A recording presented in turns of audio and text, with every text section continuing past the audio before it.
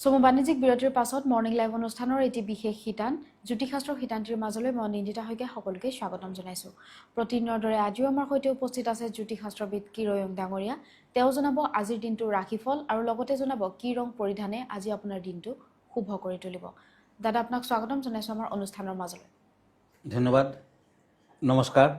আজি মা কামাখ্যাৰ অম্বুবাচীৰ আৰম্ভণি, এইবাৰ মহা অম্বুবাচী।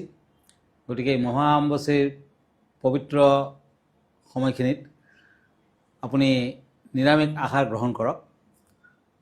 আজি দুপৰীয়া 2:48 পাছত অম্বুবাচীৰ আৰম্ভণি হৈ যাব আৰু 26 পুৱতি নিশা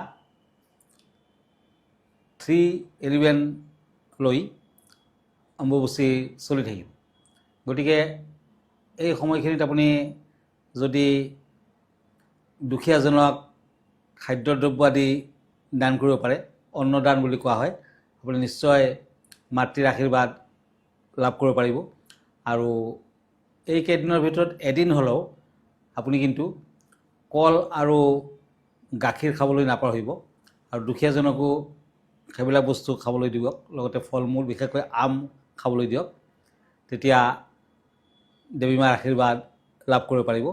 আৰু অম্বুবাচীৰ এই পবিত্ৰ সময়খিনিত যিমানখিনি পৰা যায় গোটেই দিনটো আপুনি মাতৃ নাম মুখত লৈ থাকিব আৰু যিমানখিনি পৰা যায় আপুনি দান ধ্যান কৰি থাকক। বিশেষকৈ বিধৱা তিৰোতাসকলক আপুনি যদি কাপোৰ কানি, মিঠাই, লগতে দক্ষিণা আদি দান কৰিব পাৰে, সন্ন্যাসীজনক যদি আপুনি দান ধ্যান কৰিব পাৰে, অন্ন বস্ত্ৰ আদি দিব পাৰে, তেতিয়া কিন্তু নিশ্চয় মাৰ আশীৰ্বাদ লাভ কৰিব পাৰিব। জয় মা কামাখ্যা। হয় দাদা, আমি ৰাশিফললৈ যোৱাৰ পূৰ্বে আজি আমাৰ অনুষ্ঠানৰ আৰম্ভণি গ্ৰহগতি আৰু যাত্ৰা সন্দৰ্ভতে কৰিব বিচাৰিছো। আজিৰ গ্ৰহগতিসমূহ এনেধৰণৰ: শনি মীন ৰাশিত বহি আছে, আজি ৰাহু কুম্ভ ৰাশিত বহি আছে, কেতু আৰু মংগল সিংহ ৰাশিত বহি আছে। আজিৰ দিনটোত লগ্ন হ'ল কৰ্কট লগ্ন, চন্দ্ৰ শুক্ৰৰ লগত মেষ ৰাশিত।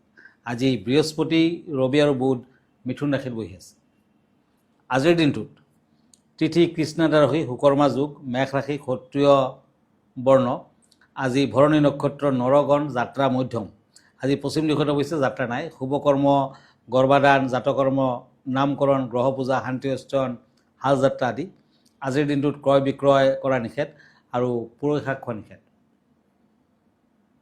এতিয়া দিনটোৰ ৰাশিফল। প্ৰথমতে মেষ ৰাশিৰ ফলাফল। Aries, once and once. এই দুখন কাৰ্ড মতে সন্তানৰ বাবে সুখকৰ দিন, তাৰমানে সন্তানৰ পৰা সুখ পাব। ঘৰুৱা কাম কাজৰ লগতে আজি নতুন কিবা যদি কৰে, চিন্তা কৰি যদি আপুনি আগবাঢ়ে, সুফল পাব, সফলতা আহিব। ধনৰ প্ৰাপ্তিৰ আশা আছে। আজি ব্যৱসায় যদি কৰে, ধনৰ প্ৰাপ্তিৰ আশা। ৰঙা বৰণটো শুভ, হালধীয়া বৰণটো অশুভ। এতিয়া বৃষ ৰাশি, তৰাছ, পেণ্টাকুলছ এণ্ড ওৱান্স। এই দুখন কাৰ্ড মতে বন্ধুবৰ্গৰ পৰা উৎসাহ পাব, বিদ্যাত বেয়া নহয়, দাম্পত্যত বুজা পৰাৰ অভাৱ থাকিব। আজি মেৰুণ কালাৰ লাকি, সোণালী বৰণটো আনলাকি। এতিয়া হওক মিথুন ৰাশিলৈ Gemini, pentacles and page of swords. এই দুখন কাৰ্ড মতে আজিৰ দিনটোত শুভ কৰ্ম কৰিব পাৰিব, মানসিক চিন্তা বৃদ্ধি পাব, দূৰ ভ্ৰমণ নকৰিব। আজি পাৰিলে দুখীয়া লোকসকল, বিশেষকৈ সন্ন্যাসীসকলক দান ধ্যান কৰক আৰু অম্বুবাচী বুলি নিশ্চয় আপুনি খোৱা খাদ্য আদি দুখীয়া লোকক আগবঢ়াওক, শুভ ফল লাভ কৰিব পাৰিব। কমলা বৰণটো শুভ, নীলা বৰণটো অশুভ। এতিয়া কৰ্কট ৰাশি, কেঞ্চাৰ, কাপছ এণ্ড পেণ্টাকুলছ। এই দুখন কাৰ্ড মতে বেপাৰ বাণিজ্যত লোকচান হোৱাৰ সম্ভাৱনা, সাৱধান হওক। অতি দৰকাৰ নহ'লে খৰচা পাতি নকৰিব। আজি প্ৰেমত বাধা আছে, প্ৰেম প্ৰীতিত বাধা, বিয়া বাৰুৰ ক্ষেত্ৰতো বাধা। আজিৰ দিনটোত বগা কালাৰ শুভ, আনলাকি কালাৰ হ'ব গ্ৰীণ, সেউজীয়া। হয় দাদা, এই মুহূৰ্তত এখন পত্ৰ হাতত তুলি ল'ব বিচাৰিছো। প্ৰতিদিনৰ দৰে আজিও আমাৰ হাতত বহুকেইখন পত্ৰ আহি পৰিছে, তাৰে মাজৰ পৰা এখন পত্ৰ হাতত লৈছো। এজনে জানিব বিচাৰিছে যে ঘৰত ফিটকিৰি কিয় ৰাখিব লাগে? হয়, ফিটকিৰি হৈছে এটা মানে অতি শুভ কাৰক বস্তু। ব্যৱসায়ৰ কামত বেছি বাধা আহিলে এটুকুৰা ৰঙা কাপোৰত অলপ ফিটকিৰি বান্ধি ব্যৱস্থানত ওলমাই ৰাখক, নিশ্চয় ফল দিব। শিশুৰ পঢ়াত মনোযোগ বৃদ্ধি কৰিবলৈ টেবুলৰ ওচৰত ফিটকিৰি ৰাখিব পাৰে। অলপ ফিটকিৰিৰ গুড়ি কৰি ফিটকিৰিৰ গুড়ি ঘৰৰ চাৰিওফালে যদি ছটিয়াই দিয়ে তেতিয়া ঘৰখনৰ পৰা নেতিবাচক প্ৰভাৱ দূৰ হয়।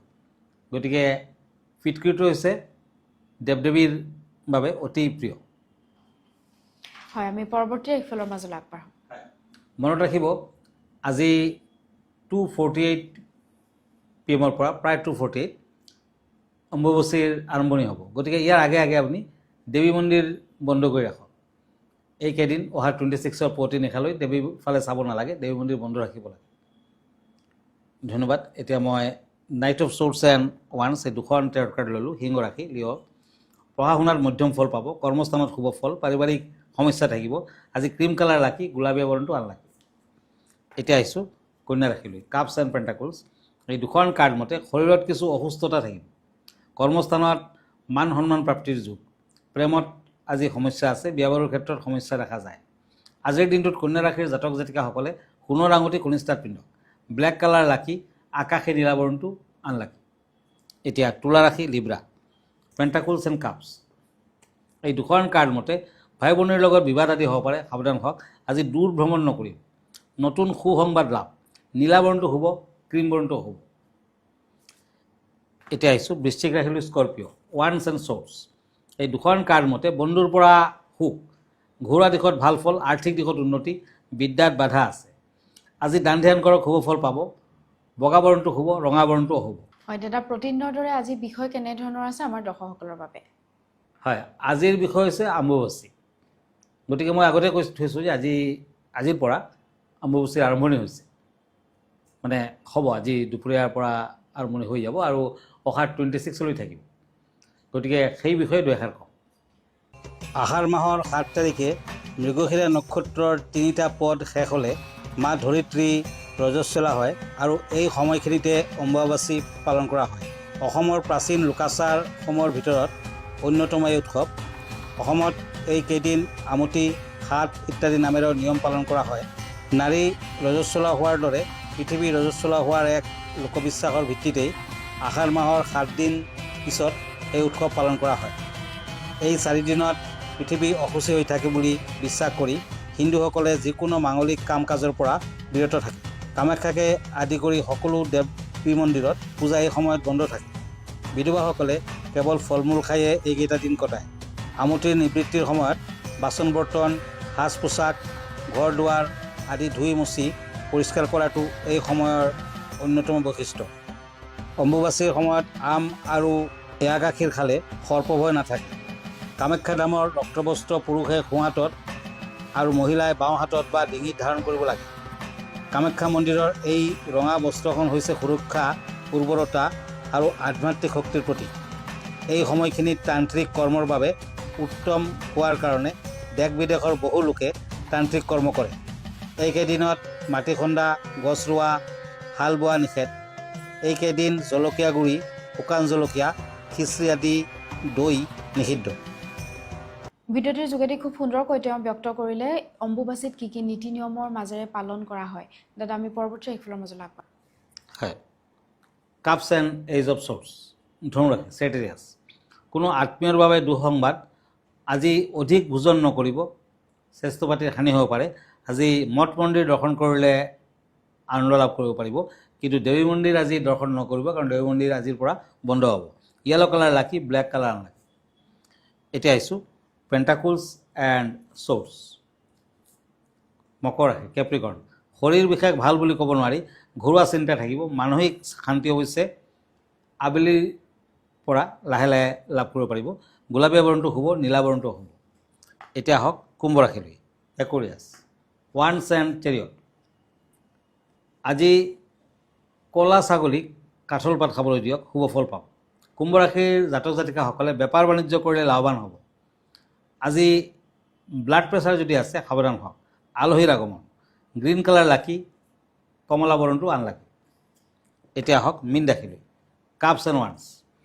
এই দুখন কাৰ্ড মতে ভ্ৰমণত আনন্দ লাভ, নিবনুৱাসকলৰ কৰ্মসংস্থাপনৰ যোগ, বিদ্যাৰ ক্ষেত্ৰত শুভ ফল, বেঙুনীয়া বৰণটো শুভ, হালধীয়া বৰণটো অশুভ। ধন্যবাদ। আজি ইমানতে। আকৌ লগ পাম কাইলৈ একেটা সময়তে। আমালৈ যদি চিঠিপত্ৰ লিখিব খুজিছে তেতিয়া আমাৰ পল্টন বজাৰৰ ঠিকনাত মানে এড্ৰেছত লিখিব পাৰে। আৰু যদি ফেচবুক পেজত আপুনি চাৰ্চ কৰিব খুজিছে তেতিয়া কিৰো য়াং ৰত্নকুবেৰ বুলি চাৰ্চ কৰিব পাৰে। মই ইনষ্টাগ্ৰামত আছোঁ, মই ইউটিউবতো আছোঁ। আমাৰ ঠিকনা এষ্ট্ৰলজাৰ কিৰো য়াং Ratnakuber gems and jewellery, Manipuri Basti, Guwahati 7। Phone নম্বৰটো হ'ল 9085949309। আৰু এটা নম্বৰ আছে 8822911171। আমাৰ ইমেইল এড্ৰেছটো হ'ল kiroyangastrologer@kiroyang.com। ধন্যবাদ, নমস্কাৰ। আৰু ইয়াৰ লগে লগে মই নিন্দিতা শইকীয়া জ্যোতিষশাস্ত্ৰ শিতান্তিৰ পৰা বিদায় লৈছোঁ। ধন্যবাদ।